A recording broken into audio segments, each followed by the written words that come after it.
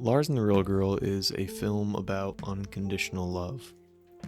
Gus's love for his brother Lars is real but complicated to the point of being almost counterproductive, because Gus desperately needs Lars to behave in a way that falls within the parameters of what Gus considers normal. Not for Lars' benefit, for Gus's. Gus's anxiety about Lars's delusion, his conviction that a life-size mail-order doll named Bianca is a real woman and his girlfriend, a living person he cares for, is transparently about Gus's own sense of security, his need to worry about Lars, his desire to be absolved of the guilt that comes from Lars's traumatic upbringing, which Gus feels somehow responsible for. Gus wants Lars fixed so that he can stop feeling like he failed Lars. The irony in Gus worrying about how the community will receive Lars and Bianca's relationship, is that the broader community, the church, the neighbors, co-workers, are all more willing to accept Lars and Bianca than his own brother is.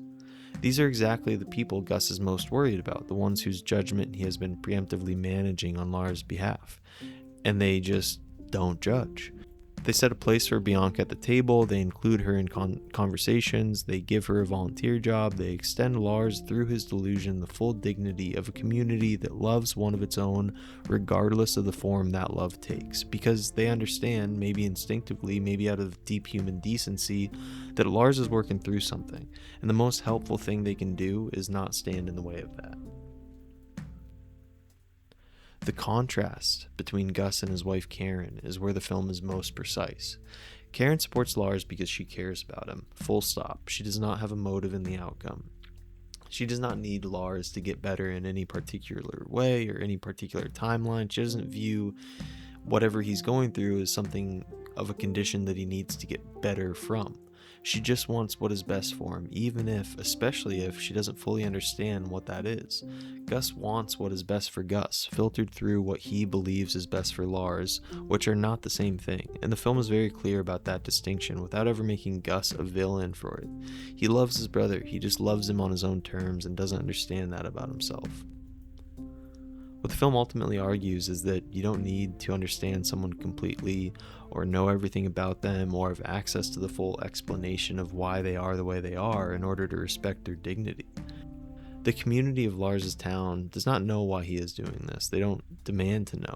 They don't make the granting of their love and acceptance contingent on Lars making sense to them. They just extend him the same grace they would want extended to themselves and trust that the rest will follow, and it does. By the end of the film, Lars is a different person. The death of Bianca is Lars deciding on his own terms and in his own time that he is ready to try and connect with the real world again, and the community that held the space for him is still there, waiting, ready to celebrate that too. I suppose we should catch up with everyone.